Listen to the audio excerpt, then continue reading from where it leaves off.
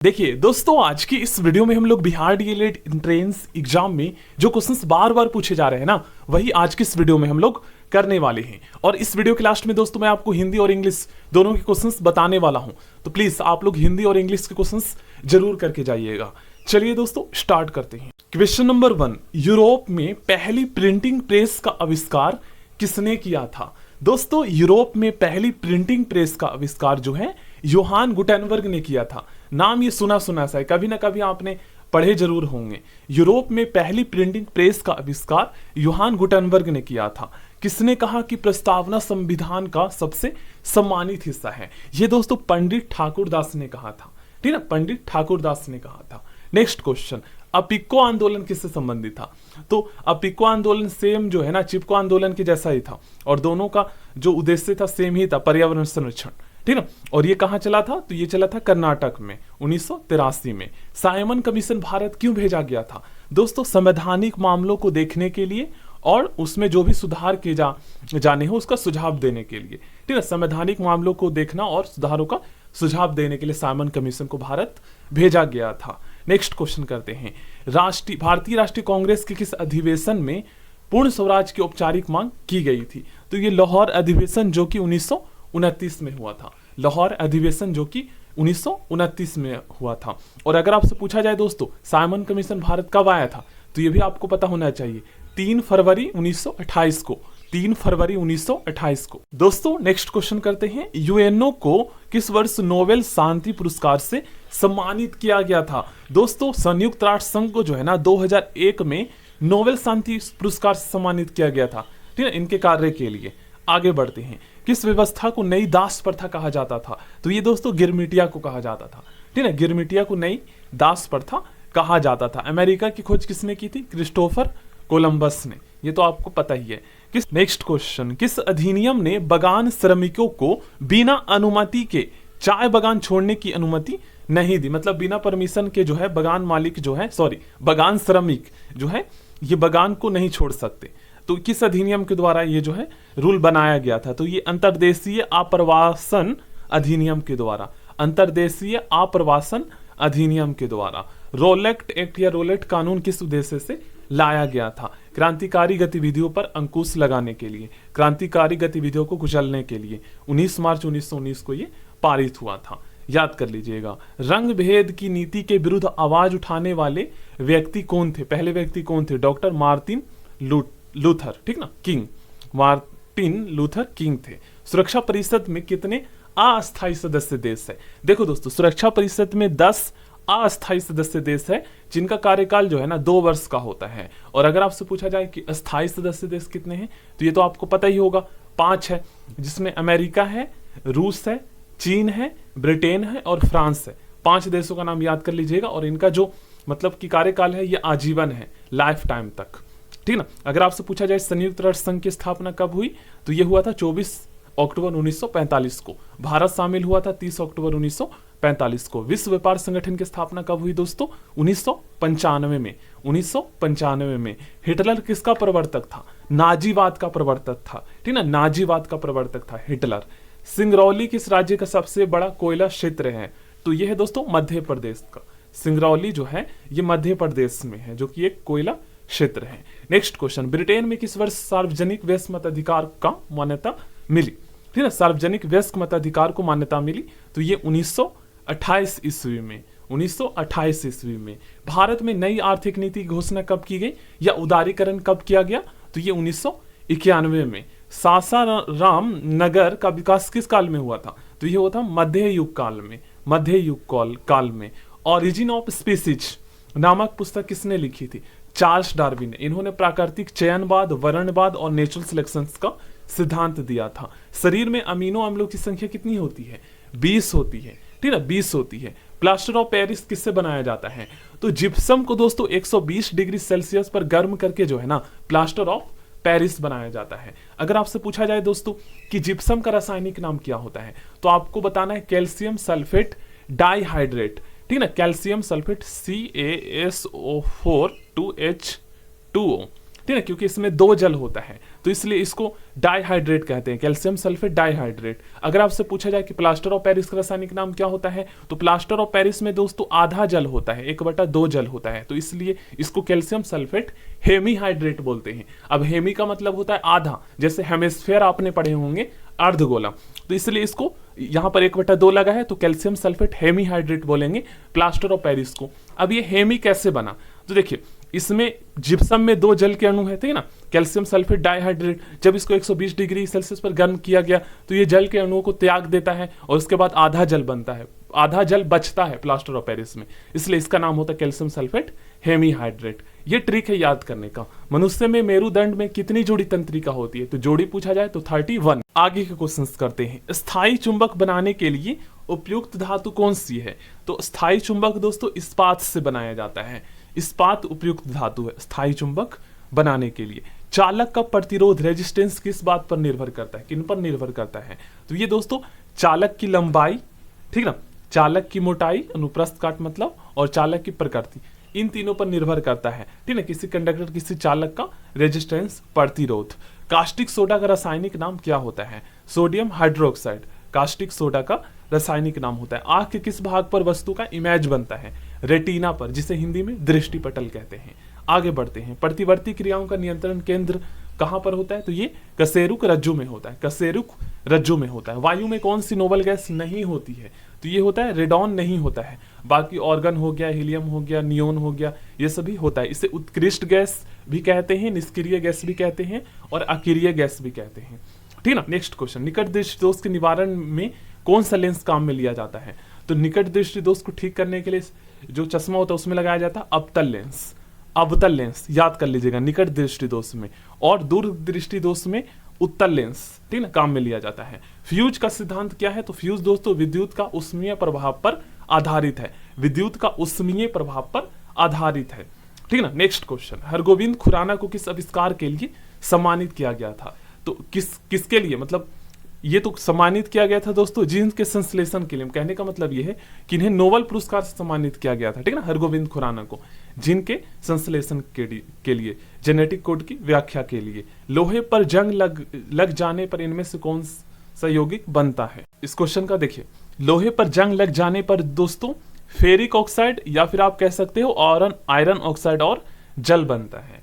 आगे बढ़ते हैं दोस्तों, कृमि, ठीक है, कृमि खाद बनाने के लिए निम्नलिखित में से किस कृमि कीड़े का उपयोग किया जाता है, तो ये केचुए का उपयोग किया जाता है। किस वर्ग में जीवों की संख्या सबसे अधिक है, तो कीड़ा वर्ग में जीवों की संख्या सबसे अधिक है। ध्वनि का जो स्पीड है ना सबसे ज्यादा किसमें होता है, तो ये होता है स्टील में। कहने का मतलब ये है कि ठोस में ध्वनि की स्पीड सबसे ज्यादा होगी, ठीक है ना, और सबसे कम निर्वात में होगा। और इसका उल्टा होता है, अगर आपसे पूछा जाए कि प्रकाश की चाल सबसे अधिक किस में होता है, तो निर्वात में होता है और सबसे कम ठोस में होता है। किस रंग का तरंग दैर्घ्य कम होता है, तो बैगनी रंग का तरंग दैर्घ्य कम होता है, इसलिए इसे हमें दूर से नहीं देख पाते। वहीं पर लाल रंग का तरंग दैर्घ्य सबसे अधिक होता है, इसलिए दूर से दिखाई देता है, ठीक है ना। मलेरिया का परजीवी है मादा एनाफिलिस, जो मच्छर है ये मलेरिया का परजीवी है। नेक्स्ट क्वेश्चन इंग्लिश का, ये प्रीपोजिशन टॉपिक से पूछा गया है। He goes to college dash train. अब गाइस कुछ स्टूडेंट क्या कहते हैं ना, जैसे हिंदी में मान लीजिए मैं आपको एक सेंटेंस बोलता हूं कि मैं बस में जा रहा हूं, ठीक है, तो स्टूडेंट इसको हिंदी में ट्रांसलेट इस प्रकार से करेंगे कि I am going in the bus या इन बस। तो यहां पर इन क्यों लगाओगे, मे का मतलब यहां पर मतलब बस में का नहीं है, बाई होता है इसके लिए सबसे अप्रोप्रिएट प्रीपोजिशन। जैसे I am going by car, by bus, by train, ये प्रीपोजिशन लगता है। आप इसका अर्थ मत निकालिए हिंदी में कि मैं बस में जा रहा हूं तो इन लगाऊंगा, बाई प्रीपोजिशन का यूज होता है, ठीक ना। आगे बढ़ते हैं, देखिए नेक्स्ट क्वेश्चन दोस्तों, ये जो है ना लग तो रहा है कि ये जो है कि कंडीशन सेंटेंसेस के जैसा, लेकिन कंडीशन सेंटेंसेस के किसी भी रूल को ये फॉलो नहीं कर रहा है, ठीक है, तो तब भी हम इजिली आंसर निकाल लेंगे। देखिए हमारा ग्रामर का रूल ये कहता है कि अगर दो सेंटेंस आपस में कनेक्ट हो और दोनों में से कोई एक सेंटेंस अगर पास्ट में है तो दूसरा सेंटेंस भी पास्ट में ही बनेगा 100%, ये हमारा रूल कहता है। तो देख लीजिए इसमें वर्ब के सेकंड फॉर्म यूज किया गया है, तो यहां पर भी मतलब पास्ट के ही वर्ब आएंगे, तो यहां पर RAINED रेंड आएगा, ठीक है। He was watching television in the morning. अब इससे आपको पैसिव वॉइस में चेंज करना है, बहुत ही आसान है। देखिए आपको पता है जब हम एक्टिव से पैसिव बनाते हैं दोस्तों तो टेंस में कोई परिवर्तन नहीं आता है, ठीक ना। बस इसमें वर्ब का थर्ड फॉर्म यूज होता है। बाकी आपको पता है जो एक्टिव वॉइस का ऑब्जेक्ट होता है पैसिव वॉइस में सब्जेक्ट के स्थान पर, और एक्टिव वॉइस का जो सब्जेक्ट होता है वो पैसिव वॉइस में ऑब्जेक्ट स्थान पर चला जाता है। तो हमारा टेलीविजन यहाँ पर बन जाएगा सब्जेक्ट। अब दोस्तों टेलीविजन क्या है, ये हमारा सिंगुलर सब्जेक्ट है, तो अब सिंगुलर सब्जेक्ट के अकॉर्डिंग हेल्पिंग वर्ब यूज करेंगे। तो टेंस के अकॉर्डिंग भी हमें करना पड़ेगा हेल्पिंग वर्ब। अब टेंस हमारा पास्ट का है, ठीक ना, पास्ट कॉन्टिन्यूअस का, तो इसी के अकॉर्डिंग करेंगे। तो टेलीविजन के साथ हमारा वॉज लगेगा, वर्ब तो लगेगा नहीं, ठीक ना, क्योंकि सिंगुलर है। तो टेलीविजन वॉच। अब गाइस आपको पता है कॉन्टिन्यूअस सेंटेंसेस में हम, कॉन्टिन्यूअस टेंस में हम हमेशा बीइंग का यूज करते हैं जब हम पैसिव वॉइस बनाते हैं, चाहे वो प्रेजेंट का हो या पास्ट का हो। तो टेलीविजन वॉज बीइंग और वर्ब की third form television was being watched by him कर देंगे, क्योंकि ही का ऑब्जेक्टिव केस हिम होता है, ठीक है। मैंने बताया ना प्रोनाउन अगर आप ऑब्जेक्ट में यूज कर रहे हैं तो ऑब्जेक्टिव केस होगा। Next question, if Raja goes to the park he dash his friend. देखिए कंडीशनल सेंटेंसेस के फर्स्ट रूल को फॉलो करता है। देखिएगा यहाँ पर, देखिए पहला कंडीशनल सेंटेंसेस का रूल ये कहता है कि अगर दो सेंटेंस आपस में कनेक्ट हो, अगर दोनों में से कोई एक सेंटेंस मान लीजिए प्रेजेंट में है तो दूसरा या तो प्रेजेंट में होगा या सिंपल फ्यूचर में होगा, पास्ट में कभी भी नहीं होगा, ठीक ना। अब इसी को इस तरीके से बना सकते हो कि अगर दो सेंटेंस आपस में कनेक्ट है और अगर एक सिंपल फ्यूचर में है तो दूसरा जो सेंटेंस होगा वो प्रेजेंट में ही होगा, पास्ट में कभी नहीं होगा। उसके बाद दूसरा रूल ये हमारा कहता है कि अगर दो सेंटेंस आपस में कनेक्ट हो और दोनों में से कोई एक अगर पास्ट में है तो दूसरा भी पास्ट में होगा, तो विल को हटाकर आपको वुड का यूज कर लेना है। तो ये है रूल हमारा। अब यहाँ पर आप लोग इजिली आंसर बता सकते हो। देखिए if Raja goes to the park, present indefinite का यहाँ पर सेंटेंस हमारा गोज यहाँ पर हुआ, ठीक ना, गोज। तो यहाँ पर सिंपली हमें पता चल गया कि प्रेजेंट इंडेफिनिट में, तो ये हमारा किस में होगा, ये हमारा सिंपल फ्यूचर में होगा। तो यहाँ पर हम विल सी का यूज करेंगे, ठीक ना, विल सी का यूज करेंगे। आगे बढ़ते हैं, nobody will like you if you dash your behaviour. अब आपको बताना है यहाँ पर कौन सा हेल्पिंग वर्ब यूज होगा। तो देखिए रूल नंबर 1 को फॉलो कर रहा है, यहाँ पर विल यूज किया गया है, तो सिंपल सी बात है ये वाला प्रेजेंट इंडेफिनिट का सेंटेंस होगा, ठीक ना। अगर यहाँ पर वुड का यूज किया जाता तो यहाँ पर पास्ट इंडेफिनिट का सेंटेंस होता, कनेक्ट होता इससे। ये बस रूल आपको याद रखना है। तो यहाँ पर प्रेजेंट इंडेफिनिट का मतलब वर्ब की फर्स्ट फॉर्म ही आएगा। अब यू के साथ आपको पता है दोस्तों, जैसे निगेटिव का अगर मीनिंग निकालें, मान लीजिए हम इसको ट्रांसलेट करते हैं, नोबडी विल लाइक यू, कोई आपको पसंद नहीं करेगा जब if you dash your behaviour, जब तक आप अपने बिहेवियर को चेंज नहीं करोगे तब तक आपको कोई पसंद नहीं करेगा, इस टाइप का अर्थ निकल रहा है। तो देखो यू के साथ डू नोट का यूज करते हैं और उसके बाद चेंज आएगा, ऑप्शन सी आएगा, ठीक ना। डज नोट नहीं करेंगे क्योंकि आपको पता है दोस्तों डज का यूज हम थर्ड पर्सन सिंगुलर सब्जेक्ट के साथ करते हैं। Heera said I will come tomorrow. मान लीजिए दोस्तों आप और हीरा दो फ्रेंड है, दोनों साथ में स्कूल जाते हैं। अब एक दिन गाइस हीरा जो स्कूल नहीं जाता है, तो टीचर्स आपसे ये कहते हैं कि आप जाकर उनसे पूछो कि हीरा कब स्कूल आएगा। तो आप जाकर पूछते हैं तो हीरा आपसे कहता है आई विल कम टुमारो। अब दोस्तों हीरा ने जो कहा उसकी बात को अब जो है कल होकर आप या उसी दिन आप जाकर टीचर को बताओगे, तो कैसे बोलोगे आप। ये जो सेंटेंस है ये उन्होंने अपने लिए यूज किया है, आई विल कम टुमारो। अब इसकी बात को आप थर्ड पर्सन को बताओगे तो फिर कैसे बोलोगे, Hira said I will come tomorrow, ये तो नहीं बोलोगे ना। Hira said I will come tomorrow ये बिल्कुल नहीं बोलोगे, गलत हो जाएगा। आप ये जाकर टीचर को कहोगे कि सर हीरा ने कहा या हीरा ने बताया, ठीक ना, हीरा टोल्ड दैट, ठीक ना, ये बोलोगे। देखिए सैड टू के बाद टू प्रीपोजिशन होगा क्योंकि सैड टू को टोल्ड में बदलते हैं। अगर ओनली सैड है तो वो सैड में ही रहेगा, ठीक ना। तो आप जाकर टीचर को ये बोलोगे कि सर हीरा ने बताया, हीरा टोल्ड दैट। अब हीरा टोल्ड दैट, अब उसके लिए हीरा के लिए मैं आई के स्थान पर पता है क्या यूज करूंगा, ही का यूज करूंगा हीरा के लिए, ठीक है। तो Hira told that he would come the next day, tomorrow को द नेक्स्ट में चेंज कर देना है क्योंकि पास्ट में हम बना रहे हैं, ठीक ना। अब देखिए ये तो आपको पता चल गया कि हीरा के लिए आई के स्थान पर ही का यूज करेंगे। अब टेंस में परिवर्तन मैंने कैसे किया, तो रूल हमारा ये कहता है कि अगर इन्वर्टेड कोमा के बाहर वाला सेंटेंस पास्ट इंडेफिनिट में है तो उसके साथ जो सेंटेंस कनेक्ट होगा ना, मान लीजिए अगर ये प्रेजेंट इंडेफिनिट में होता तो इसको पास्ट इंडेफिनिट में चेंज कर देते। प्रेजेंट कॉन्टिन्यूअस में होता तो पास्ट कॉन्टिन्यूअस में, प्रेजेंट परफेक्ट में होता तो पास्ट परफेक्ट में, प्रेजेंट परफेक्ट कॉन्टिन्यूअस में होता तो पास्ट परफेक्ट कॉन्टिन्यूअस में चेंज कर देते। अब ये फ्यूचर में है तो विल का स्थान पर हम वुड यूज कर लेंगे, ठीक है। ये होता है हमारा रूल। अब यहाँ पर आप लोग देख भी सकते हैं, देखिए यहाँ पर पर्सन में कैसे चेंज हुआ। आई देखिए Ram says I work hard.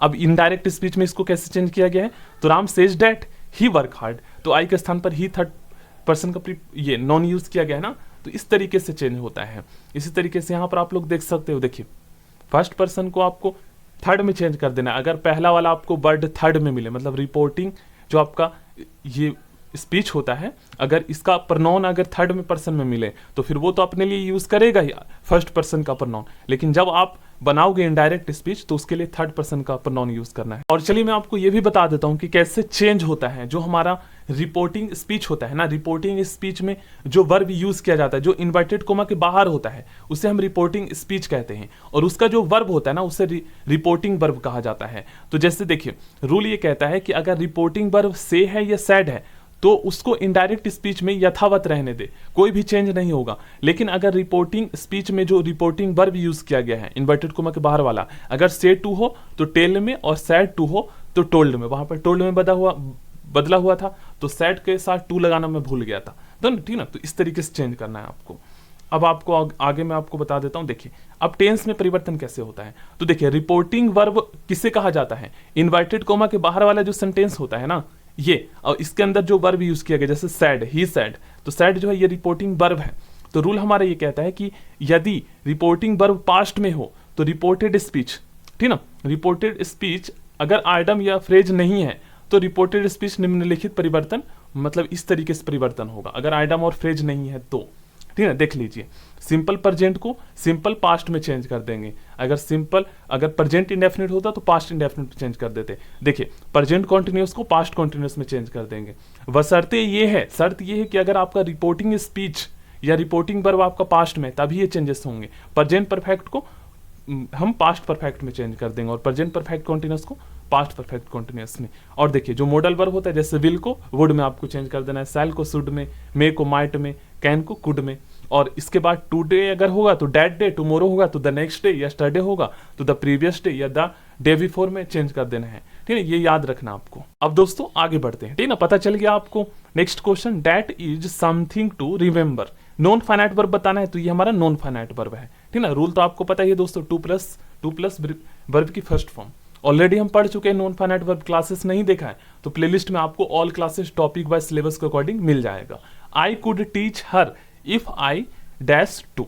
देखो गाइस, यहां पर आपको बताना है कौन सा वर्ब यूज होगा। तो ये देख लीजिए, कैन का कुड यहां पर पास्ट का वर्ब यूज किया गया, तो ये वाला सेंटेंस भी हमारा पास्ट में ही होगा, ठीक ना। तो यहां पर आप सेकंड फॉर्म यूज कर सकते हो, वांटेड, ठीक ना। Next question, she is really good at confusing people.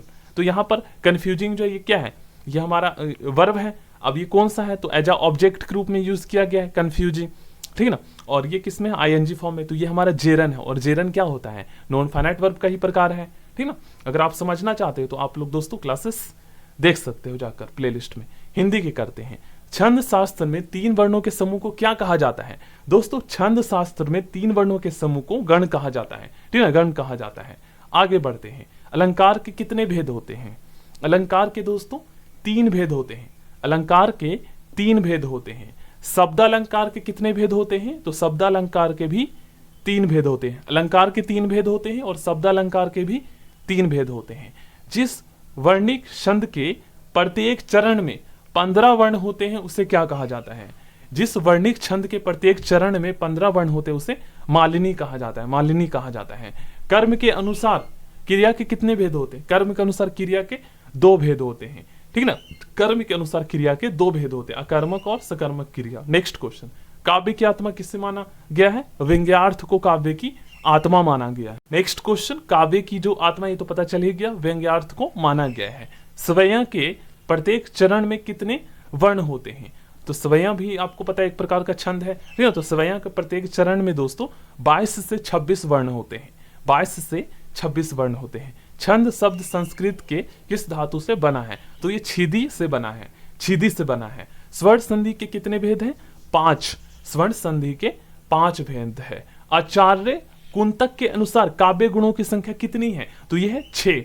आचार्य कुंतक के अनुसार काव्य गुणों की संख्या 6 है। रचना की दृष्टि से वाक्य के कितने भेद हैं, 3। रचना की दृष्टि से वाक्य के 3 भेद हैं। दाल रोटी में कौन सा समास है, तो देख लीजिए यहां पर द्वंद्व समास है, ठीक है, द्वंद्व समास है, ठीक है। इससे पहचानने का सबसे आसान तरीका इसमें योजक चिन्ह होगा, ठीक है, जिससे हाइफन कहते हैं इंग्लिश में, आ सकता है क्वेश्चन, ठीक है। नेक्स्ट क्वेश्चन, सर्वप्रथम रस का उल्लेख किस ग्रंथ में मिलता है, नाट्य शास्त्र में मिलता है। सर्वप्रथम रस का उल्लेख नाट्य शास्त्र में मिलता है। देश के लिए शहीद हुआ सुभाष सच्चा देशभक्त था, दोस्तों इसका सही आंसर पदबंध पूछा गया है। तो देखिए पदबंध अगर पूछा जाए कितने प्रकार के होते हैं, तो पदबंध के 5 होते हैं, भेद, ठीक ना, 5 प्रकार के होते हैं, पता होना चाहिए। और पदबंध से दोस्तों बहुत क्वेश्चंस पूछे जा रहे हैं, तो करके जाइएगा।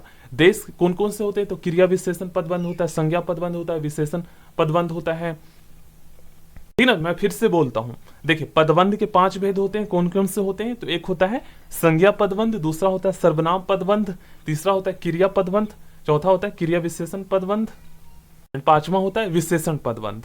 अब गाइस देखो पहचानने का तरीका क्या है, ये कौन सा पदबंध है, संज्ञा सर्वनाम विशेषण। तो देखिए देश के लिए शहीद हुआ सुभाष, इस पर अंडरलाइन किया गया है, तो कहीं ना कहीं एक व्यक्ति के बारे में बात की जा रही है, सुभाष के बारे में। कोई क्रिया इसके अंतर्गत नहीं आया है, ना ही कोई विशेषण आया है दोस्तों, ठीक है। तो इससे साफ पता चलता है कि सुभाष, ये वाला जो पदबंध है ये कौन सा है, ये संज्ञा पदबंध है, जिस पर अंडरलाइन किया गया है, ठीक ना। अगर इसके अंतर्गत क्रिया आता, कोई कार्य कर रहा हुआ होता और अंडरलाइन किया गया होता, तब आपको क्रिया पदबंध बताना है। अगर इसमें कोई विशेषण होता, किसके बारे में, सुंदरता की बात की जाती, तब आपको बताना था विशेषण पदबंध। 11 मात्राओं पर यति एवं 4 चरण युक्त छंद कौन सा है, तो ये होता है दोहा, ये होता है दोहा।